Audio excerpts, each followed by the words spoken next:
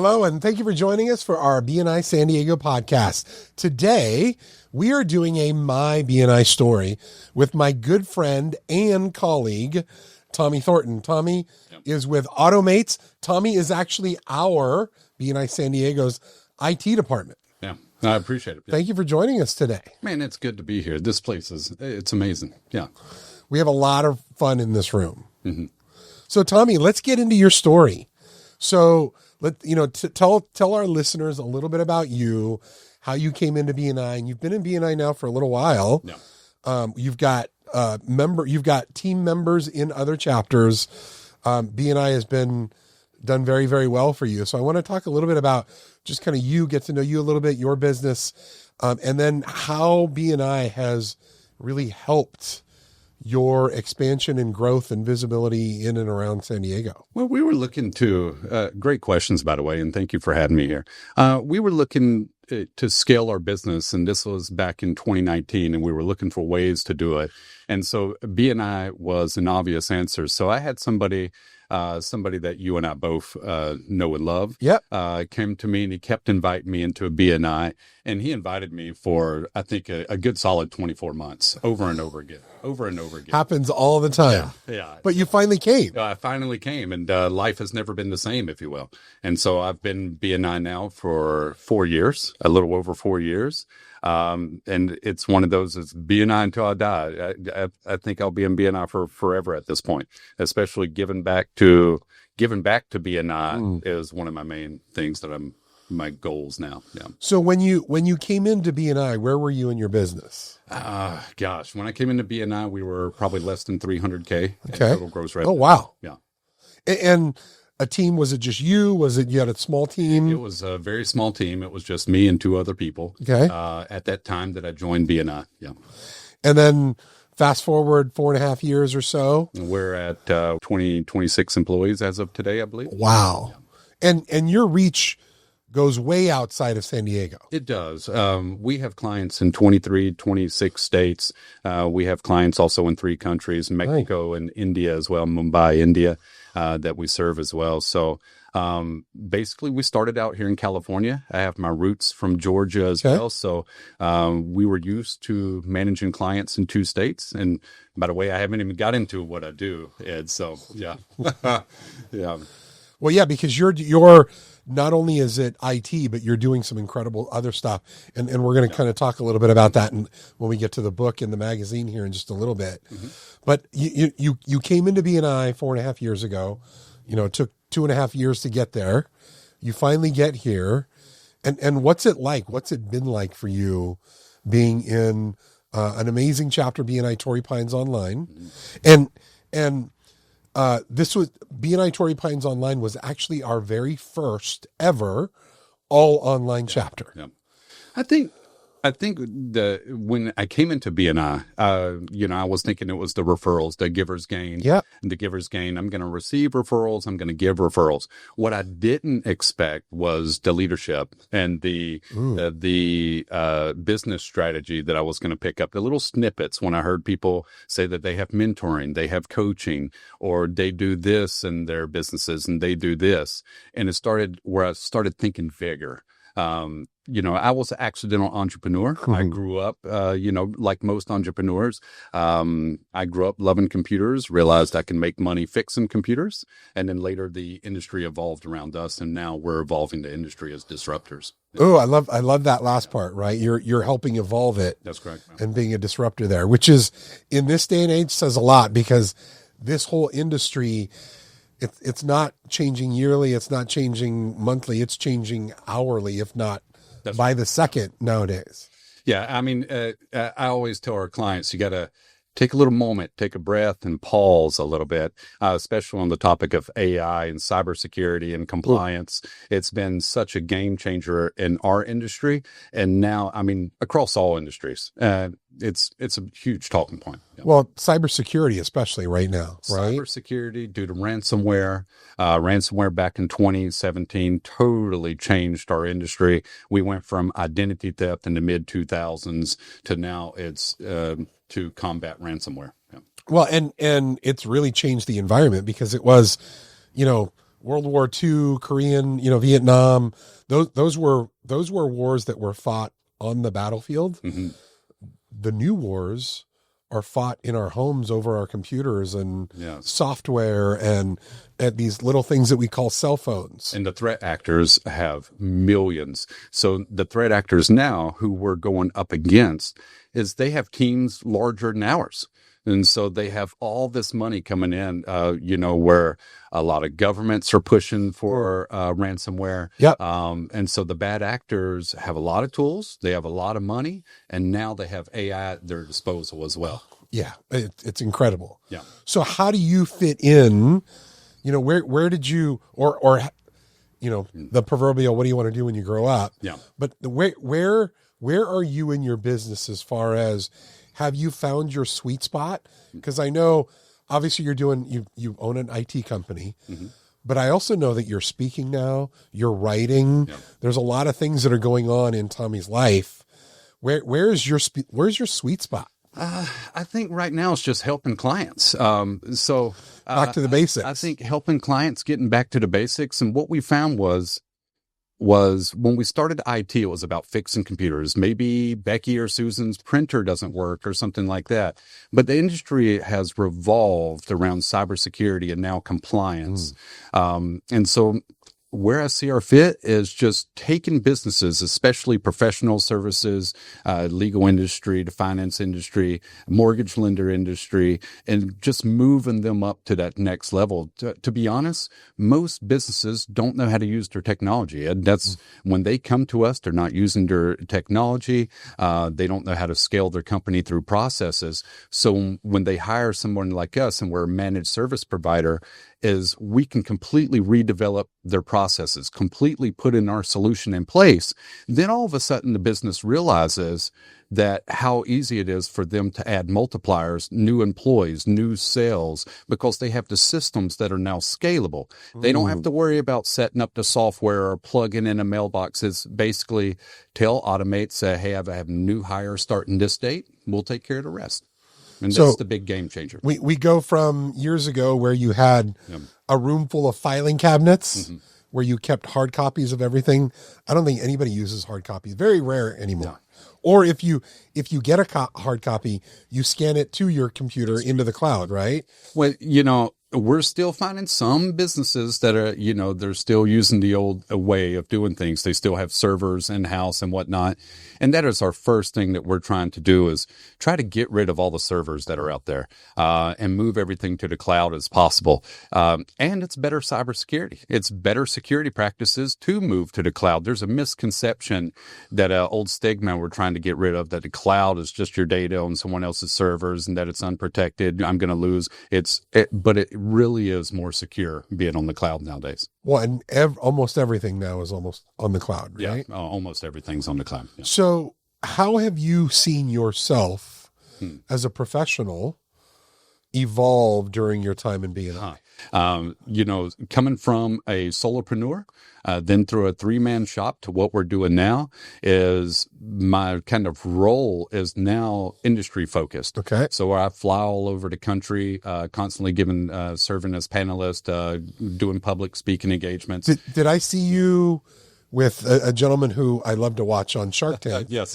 Robert Herjavec. Yeah. I've right. been with, there was a competition that we had. It was called the Better Your Best competition in 2023, where I was a top 5 finalist in the country. And so I was up there with Damon John, Kevin O'Leary, Robert Herjavec, the CEO of Kaseya at the time, to serve. Yeah.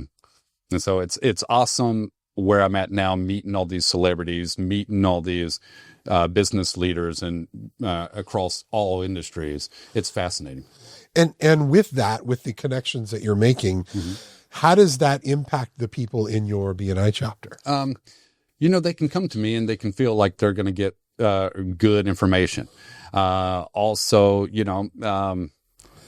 I love providing feedback. I coach 75 other MSPs, which IT companies every month. Those MSPs are a little different than the BNI MSP. Yes. The MSP that we're referring to is managed service provider. Okay. It's an IT company. It's a managed service provider. Not member success program training. That's a little different.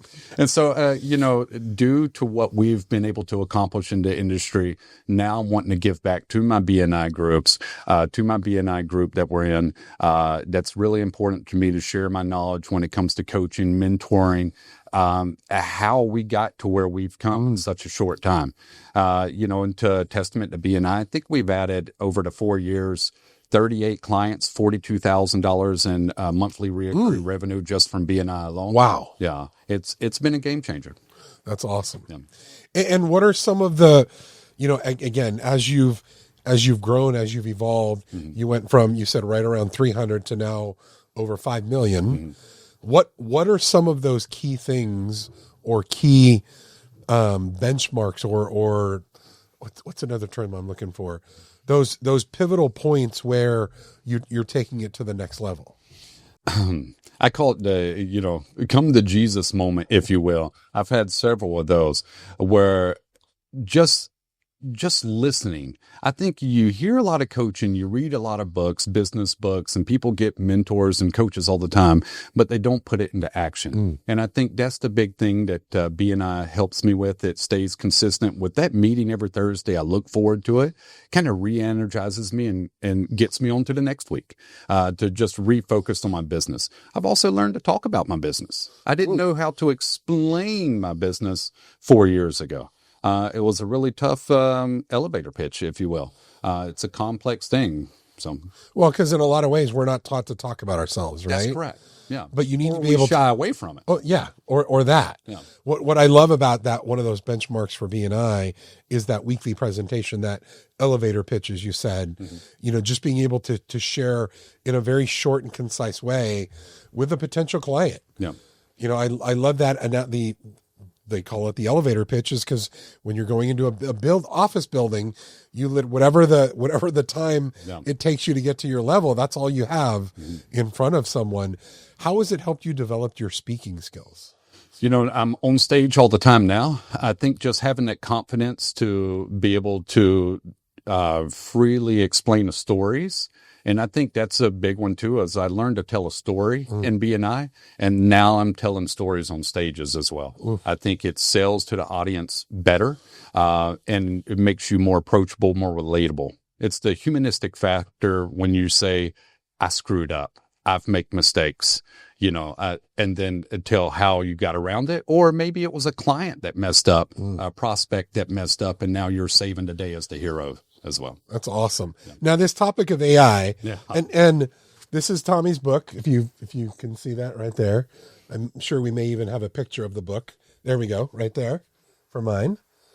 Let's talk a little bit about what got you to the point of writing a book, particularly in the area of AI. Yeah. Well, AI was a big topic, but what we realized was last year that's everyone's talking about AI. There was a lot of fear. There was a lot of excitement, a lot of confusion around the topic, but no one really understood what to do with it. We knew what the 7 big players that were doing the data centers and really controlling AI was doing.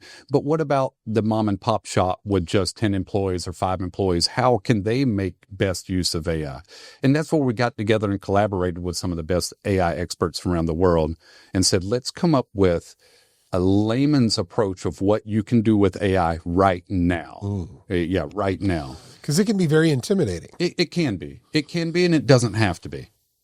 And what would you say? I heard just the other day, I spent some time with some individuals, and one of the individuals we were starting to talk about AI, and what he said hit me like a ton of bricks. He said, AI has helped me to shorten time. Yes, it has. Where writing an email or doing something, it took quite a bit of time. With the help of AI, it really shortens that time to free you up for other things. I'll give you one example. You take the design desk role, which is typically a customer account manager, a technical account manager in our industry. This person's role is to develop, as far as project proposals or whatnot, is to create and engineer 2 proposals a day. This was before AI, just 12 to 18 months ago. Is their goal was to get 2 proposals out per day. That estimate now is closer to 12. So you can imagine how that is a catalyst for business growth. You're doing more with less people. That is an option. Or the other way is AI can be a multiplier. And so here's rule of thumb with AI. This comes up a lot is how to learn AI. And the best approach is to use it every single day. And then there's the negative pushback that we get is that, I don't want to use AI. I want my employees to do it themselves and whatnot. I always say this, AI will make smart people smarter and it can make dumb people dumber. And so it just depends on how you use AI, but everybody should be using it 100% of the time. And for those individuals our members, our listeners that are a little bit intimidated, I was intimidated by that word. What's your prompt? Prompt. Yes. And then I had a friend of mine that told me, no, just talk to it like you talk to somebody else. That's correct. And it when I started doing it that way, life changed completely. I use it every day now. Yeah. I always tell people instead of typing a prompt, to actually speak to it, yes, turn on the microphone. That changed big time for me. And one of the best things that you can do is to challenge yourself and say, I'm going to keep talking for 3 minutes or 5 minutes, and then that's when you really start to learn AI and the power of it. If you have a scenario, tell AI the entire scenario. Tell them your stance, the perspective of the client, what the client is trying to achieve, how you plan on getting there.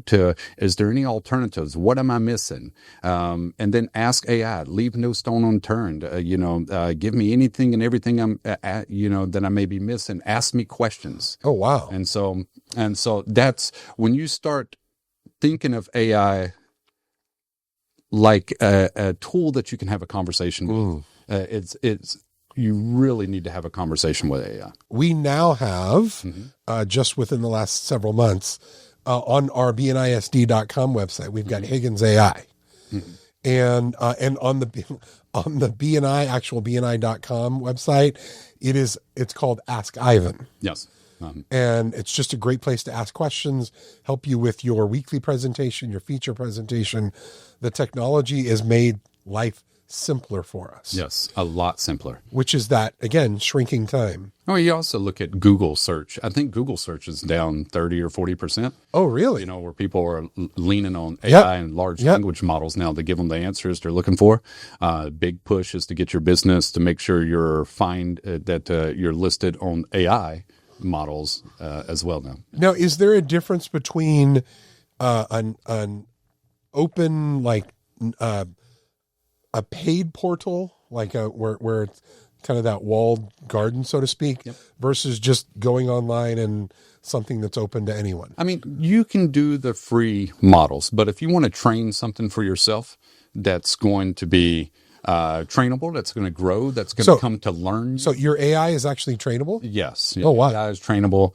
And if you have the paid per version, you're going to get deeper search, better feedback, better answers, whatnot. But, if you don't have the $20 to spend a month, then free is just fine. Now, what about what kind of information should you not be putting into AI?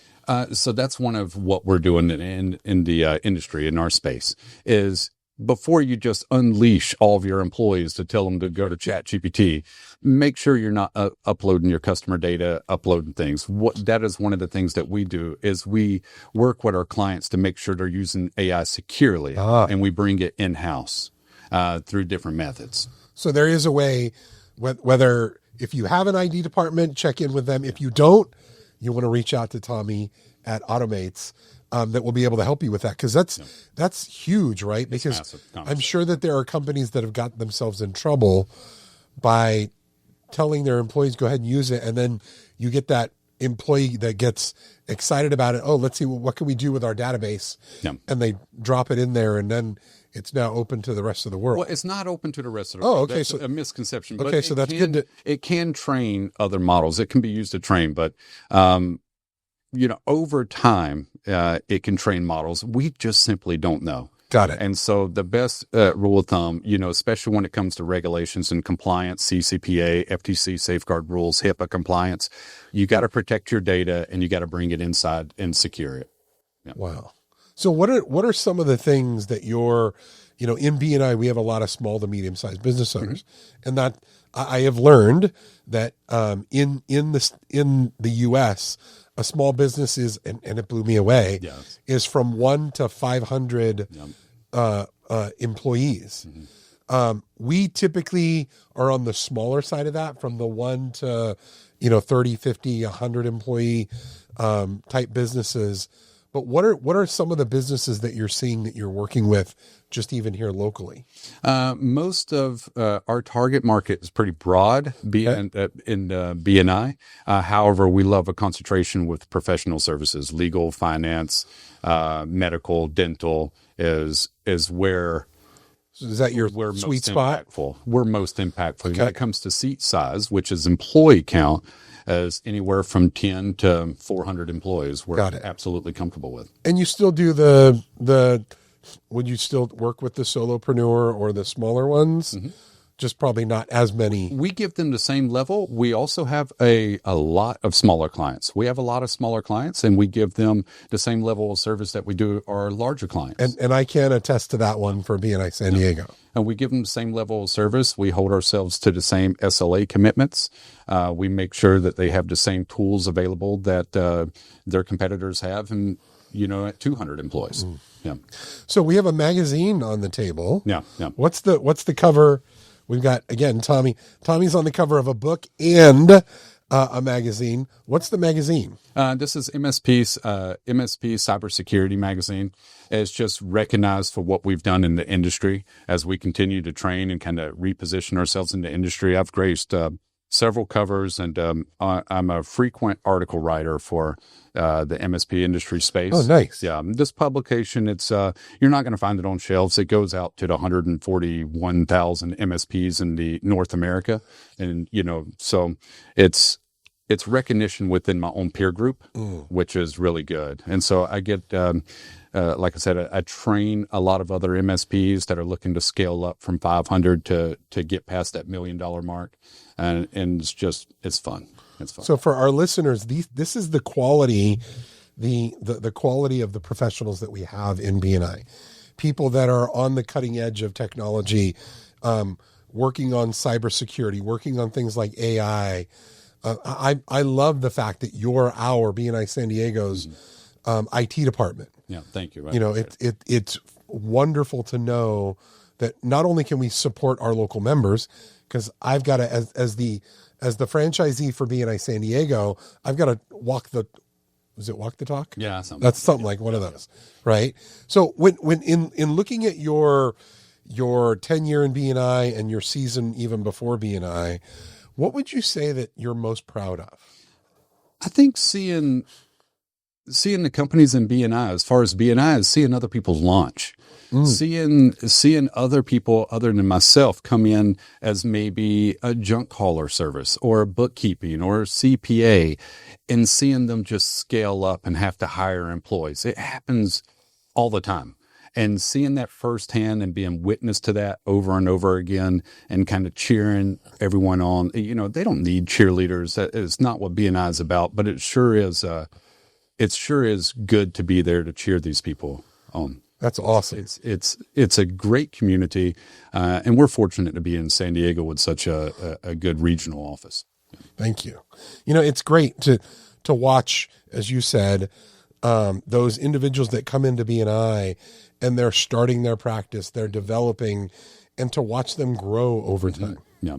I mean, I don't even know how many X's are, but you've more than 10X'd. Yeah. In your season here in BNI San Diego.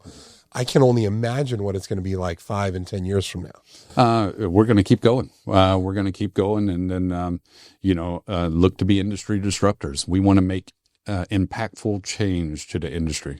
Ooh, is what we're after.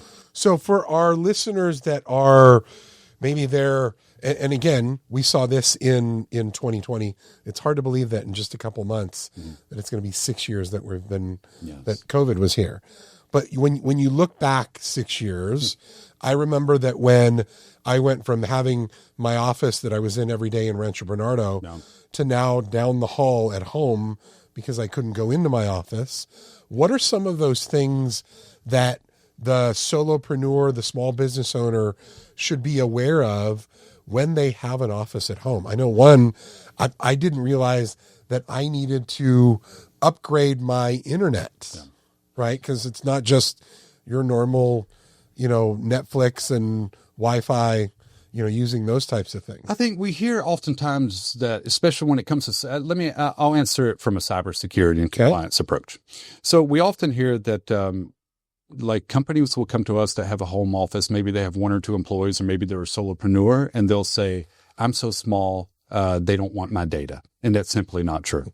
That's a myth. The reason we don't hear about smaller companies being attacked is just they don't make the news. But 1 in 5 businesses in the state of California will be attacked this year. That's the sad thing about it. 67% of those businesses will never reopen their doors again, and that's ransomware. So to answer your question, I think for those that are working in home offices, is you have the same cybersecurity requirements by law as your larger competitors does at 100 employees, at 200 employees. If you're a law firm, you're going to have compliance requirements. It doesn't matter if you're a single managing partner with 1 employee or if you have 20 associate attorneys. Oh, wow. It's the same compliance regulations for everybody. And so that's a big one, and it's a big education piece that we need to get out there. Companies need to start paying attention to what's required as far as compliance and cybersecurity. It's easy, and at least for me in my head, it's easy to forget about it because it's not like we don't look at it as well. I manage it for you, so you can kind of take it off of your shoulders and kind of forget about it. We're doing it for you. But that's a good point. Yeah, that's a good point. It hasn't had to have been a concern for you, but for others that aren't working with an MSP or an IT provider, they need to spend some time and focus there before they get themselves in trouble. Well, because for someone like me, it's almost an invisible. It's because I can't see, with a cup or a book, or the things that I can see, I can I get it right away. Yeah. But these things that are like in the cloud, the intangibles, all those things. Yeah. When I had my office and I had filing cabinets, I could see the filing cabinets. Right. With everything now, it's in the cloud. You out of sight, out of mind, kind of thing. Yeah, and that's where we come on board with a solution too, which makes it easier to manage. You said a lot. I'd like to unpack it this way: is when businesses that are at the home offices, smaller offices, or even large business as they scale, we come on board with a solution that kind of puts everything where it should be. So we can come into your business, and once we have our solution in place, we know right where everything's at. We have all your documentation, topologies, network diagrams, credentials, the whole 9 yards in safekeeping. That's phenomenal. It makes managing it so much easier. And peace of mind to the business owner is huge. Yeah. So I know, because I've seen, you are a big referral giver in your chapter. Mm-hmm. How important is your room? Mm-hmm. So the people behind you, I always tell the story of Verizon when they had the guy that was in the red shirt like mine. Yes, yeah. And can you hear me now? Mm-hmm. He's now wearing a yellow shirt, but he used to wear the red one. Yeah. And there was one commercial where behind him, he's doing his, can you hear me now? And behind him were probably 30, 40 people, business hat or business, briefcases and with the heart, construction hat, all of the different things. Yeah. And that to me is what I think of when I think of my B&I chapter, that when I walk into my room, when I walk in to meet with a client and I go to shake a hand, I bring all of these people with me. So it's not just about my product or service. I get that added value of all the people in my room. Mm-hmm. That to me is what I've seen in a big way with you, Tommy, as a as a BNI member, a professional, you bring that, you're constantly giving referrals. When you go to meet a client, you're keeping your eyes and ears open for other things outside of even your area of expertise. Yeah, great. I love where the conversation's going. So when we're working with a prospect or with a client, one of the things that we ask them is not necessarily their IT. We know how to manage that. But what we want to do is understand how the client makes money. How do you guys make money? And then, what software, what CRM software are you using? When you start asking these business questions, you can learn where to focus your time in. And what I'm getting at is when you have a team behind you, when the chapter, a financial planner, when you have the CPA, the lender, when you have the attorney, then when you're asking them about their business and how they run their business, you can find ways to plug referrals. And when you have a good chapter that has, like ours, Torrey Pines Online, it's a great chapter. We have some heavy hitters in there. And so when I refer somebody, like our financial planner, Marco, I know that client's going to be taken care of. I know that client's going to thank me for that referral. And that's a good feeling to have clients thanking us for referrals. Oh, because there's life changing. Well, and you become the concierge, so to speak, for all of your people, for all your customers. When they need something, hey, go connect with Tommy, because Tommy knows everybody. Yeah. And that's what we want to be as a business owner. But that's the tool that comes with being a BNI member. Mm-hmm. Being able to have the people behind you. That's right. Yeah. Awesome. Yeah. Dependable people. Well, and that's it, right? In an earlier podcast, one that I filmed last week, we talked about the element of elevating your room, and how when you've got a room full of professionals that are competent, effective, do what they say they're going to do, it makes me look better when I'm giving referrals out. That's correct. And it also lifts up your game. Oh, big time. That's a good way. See some of our chapter members, how quick they respond and follow up is, I want to replicate what they're doing, and it builds up my business as well at the same time. So, and that goes all into that form of, and I think we almost started with part of this conversation, it helps you build your business acumen. Yeah, there's a cliche or a saying, success leaves clues as well. I love that. Yeah. Well said. Yeah. So Tommy, as we come to a close, one of the things I always like to ask our guests is, what do we want to leave? What would you like to leave?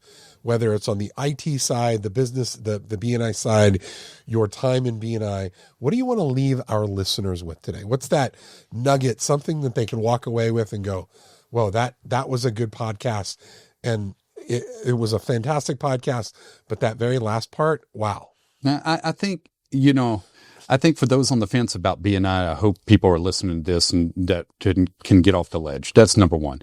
Get off the ledge if you're on there and take that leap of faith. And if you're really wanting to grow your business, BNI certainly is the quickest route to get there. I truly believe it is the quickest route to get there.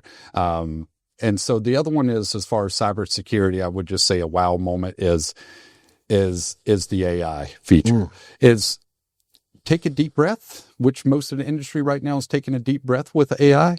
I think give people confidence. If you're on ChatGPT or another large language model like that and you're using it, then you're okay. You're probably better off than 90% of the people out there right now that's still backing up from that. But I would say to start looking at ways to bring AI into your business immediately.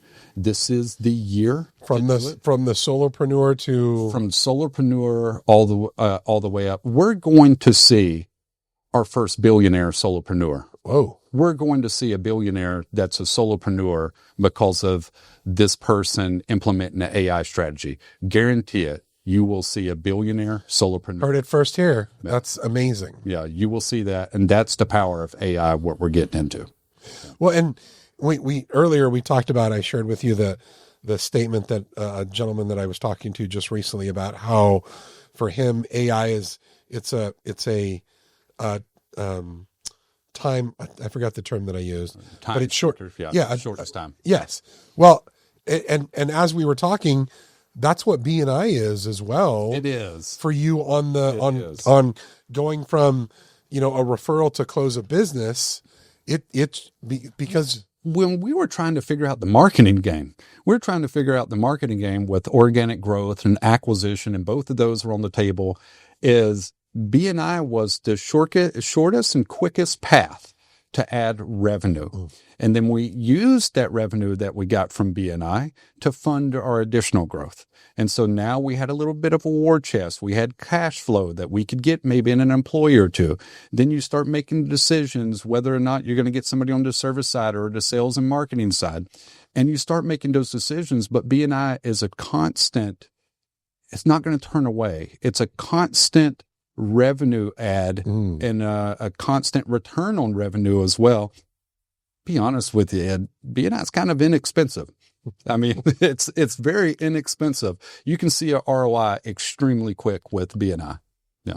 No, I love it. You're absolutely spot on.